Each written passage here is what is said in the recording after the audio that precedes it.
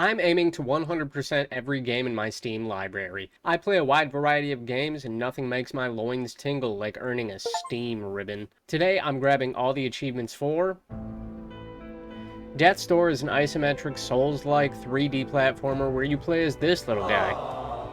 I played the game back when it came out on my old Xbox and had a good time with it. I've forgotten almost everything about it and I never got to 100%. I'm going to leave out some story beats and miscellaneous info about the game as to not spoil everything for anyone. With 24 achievements up for grabs, let's get into the grind. We start by heading to the office in the Hall of Doors. This acts as the hub area between the different locations throughout the game. We can find doors in the world and they all link here, which makes traveling between them much easier. There's a gang of employees working, including this bird behind the counter, who we will periodically come back to for an achievement we'll get later on. The Hall of Doors is also where we're introduced to our job, reaping souls. We're given our assignment and set out to do our duties. By the way, I'll be playing the entire game only using this umbrella. This is one of 5 weapons in the game and it's the worst one, outputting half the damage of the initial starting weapon, which had me raging a few times later in the game. Before we take on our assigned target, we have an easy opportunity to scoop up our first Chief.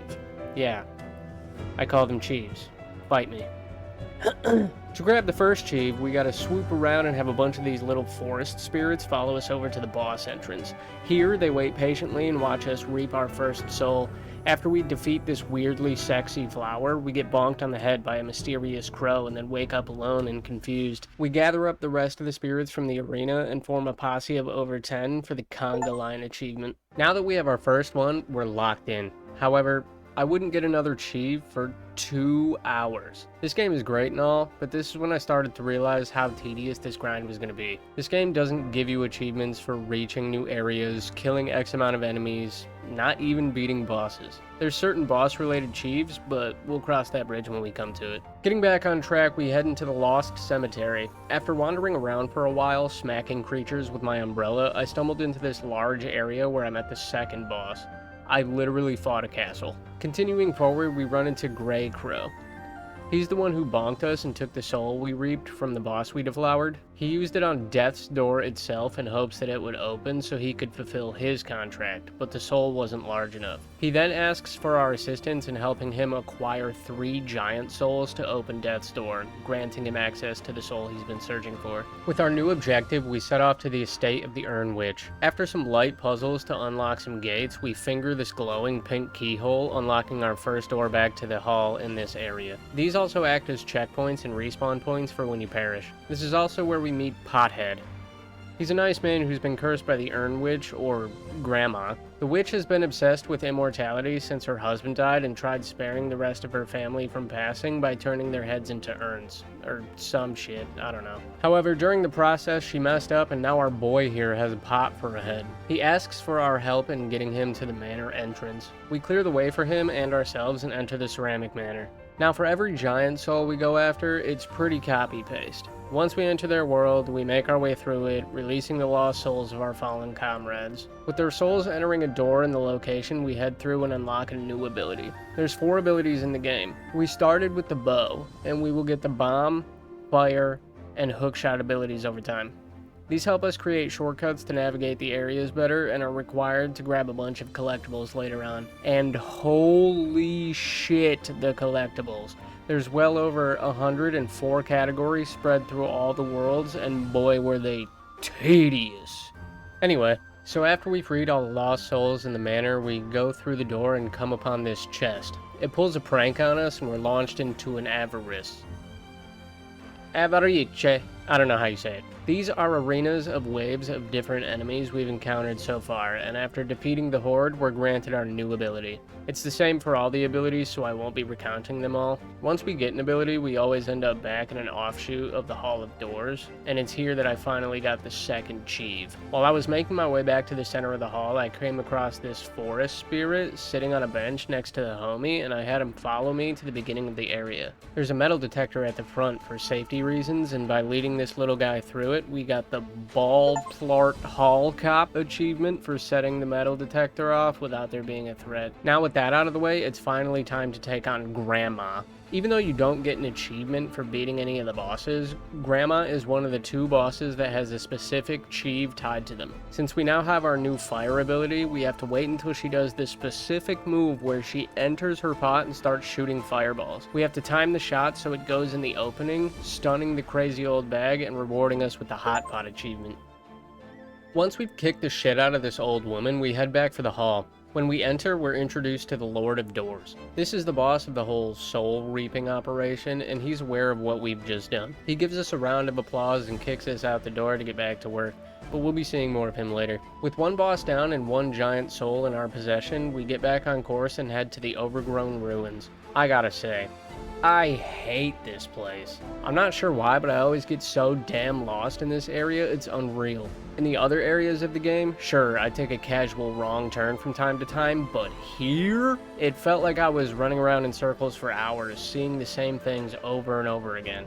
But I'll move on. Overgrown Ruins is where we'll spend the next chunk of the game, as it is how we get to our next giant, the Frog King. While we're here, we gain access to the Mushroom Dungeon, where we meet a new friend, the Clever Grunt.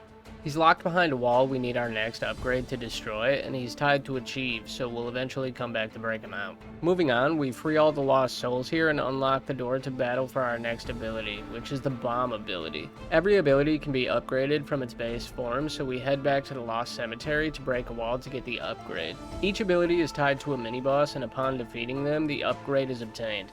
This is where we get the Demo Crow achievement for upgrading our bomb. Once getting the upgrade, I went around farming money for a while and headed back to the Vault Keeper in the Hall of Doors to get this Specialist achievement for maxing out any of the 4 stats. Heading back, we go through the Overgrown Ruins, Mushroom Dungeon, and the Flooded Fortress, making our way to the Frog King boss fight. This is the second boss that has a specific achieve tied to the fight. Eventually, during the scuffle, he does this move where he tilts the floor and starts sucking harder than your father does in a bowling alley bathroom stall that has a hole in the partition. When he does this, we need to take our fancy new bomb ability and throw one right in his mouth, earning us the Meal for a King achievement. After taking the king down, I decided to head back to the estate, fight another mini-boss, and get the upgrade for the Flame ability, obtaining the Cremation achievement for that.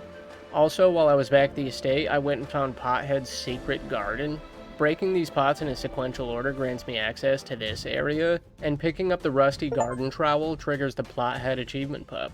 Heading into Stranded Sailor, the 3rd area, we come to this little hub section where the Grunt from Mushroom Dungeon resides after he's been freed. All we have to do is start a conversation with him to unlock the Clever Too Much achievement. Right next to the Grunt is a staircase that has a little shop at the top. Entering the shop, we meet the chef who offers us info on where to find some secrets in the world while we chow down on some soup that he's prepared. Once finishing our meal, we get the Squid Soup achievement for accepting his food. Venturing through the new area, we run into Barb the Bard, who is looking for inspiration for a new song they're writing. They tag along, taking note of the journey and watch us do what we do. She will be relevant here shortly. Making our way through Castle Lockstone, freeing more souls again, we end up getting our last ability, the Hookshot. This allows us to grapple our way to spots previously unreachable. Once we have the Hookshot, I set off to get the upgrade for it and out of the way. Another mini-boss down and the upgrade in possession grants us the Crouching Tiger Hidden Crow achievement. Now that just leaves us with the bow ability. To get the upgrade for this, we needed to have all the other abilities unlocked first. With all of that being done and yet another mini-boss down, we get the Hawkeye achievement, finishing up the ability upgrades for good. Back in the Stranded Sailor area, we can now use the Hookshot to reach a spot that holds the last weapon we can find in the game, earning us the Weapon Master achievement. Too bad I can't use it because I'm stuck with this damn umbrella. We finally make our way up the mountain and face off against the last boss that will give us a giant soul for death's door, Betty the Yeti. No achieve for this boss whatsoever, but I had to include it. Afterward, we head back to the Hall of Doors to the shop to acquire our 12th upgrade, and the Big Spender achievement pops for doing so. Back over at the shop where we had soup, Barb is now sitting outside. Witnessing our journey up the mountain in the fight against Betty gave her the inspiration to complete her song. When asked if we want to hear it, we select yes, and she plays it for us. Once finished, the Banging Tune achievement pops. Now we're in the end game. And before running straight to the final boss, I wanted to get something out of the way. Around the world, there are these shrines you can find that supply you with crystal shards. These will improve your health and magic once you've collected enough. I figured doing this would give me better odds in the fights to come, and after finding the last one, we earned the Zen achievement. With our health and magic fully upgraded now, it's time to complete the game. Skipping over a bunch of main plot points, we confront the final boss being the Lord of Doors. Remember him from earlier? This multi-stage battle was honestly so cool and really fun to play. After dealing the final blow, we receive the Academy of Umbrellas achievement. That's it. The whole game completed only using the umbrella weapon. Probably the most difficult achievement in the game. The credits roll and then an after credits cutscene plays. When that's done, we get the Crow Gamer achievement for beating the game. Now it's on to the cleanup portion. So as I was looking for all the shrines earlier, I hit a wall at a certain point because several of the collectibles can't be collected until after you've beaten the game. Once the mainline game is completed, the Lord of Doors drops a key, which is in itself a collectible, but it unlocks a gate in the cemetery as well. We head there, unlock the gate, and head up the ladder to find a bell. Hitting the bell turns it into nighttime, and some things can only be done at night. At this point, I only needed one more shiny object to complete that set of collectibles, so I went and found it and got the Ooh, Shiny achievement. One of the shiny collectibles I found was an ink-covered teddy bear. When taking that bear back to the place we got a bowl of soup from at night, we're able to give it to Jefferson. The soup chef's pet squid. Got it out, dude. Once doing so, he hops on our back and we get the A Stroll with Jefferson achievement pop. We take this damn squid so far away and end up back in the flooded fortress using platforms we can only see at night to reach an area with an ancient tablet. We now need several of the tablets, so we go on a hunt for those. One tablet is given to us in pieces by 3 different owls, and once meeting with the last owl, we earn the In Cahoots achievement. At this point, I'm down to needing one more tablet to complete the set, but it's locked behind this damn door that I need to complete the final set of collectibles to open, the Seeds and Pots collectibles. This one gave me the most grief because I had found all the seeds and had 2 in my inventory, but could not find the damn pots. After running around for ages, I came up to the last pot that I needed to plant a seed in, and it was right next to the door I needed to open. Upon planting the final seed, the Reap What You Sow achievement finally popped. That's all the collectibles done. With the door unlocked and the last tablet in hand, I take all the tablets to the camp of the Free Crows, light up all the pillars, and open the secret entrance. In here we get a cutscene with this giant eyeball explaining to us the true ending of the game. After the cutscene plays out, we're given the A True End achievement. Another short cutscene plays, and we're then sent back to the main menu, and we are awarded with the final achievement, the Lord of Chores. And there it is, every achievement for Death's Door in the bag. This game is beautiful and I thoroughly enjoyed it, even with the tedious collectibles and me getting lost all the damn time. I think the whole point is for there to be no map, but holy shit would I have loved one. Aside from that and a few small gripes, this game rips. It's cute, there's some comedic beats, and it can get pretty challenging in some sections, especially doing the Umbrella playthrough. It took me just shy of 13 hours to get the 100% according to the main menu, so not too shabby. I hope you enjoyed the video. I'm having a good time making these, and it's a good incentive to actually play some of the games in my library. Hit that like button and subscribe for me while you're at it. I got more of these in store, so stay tuned. Smooches.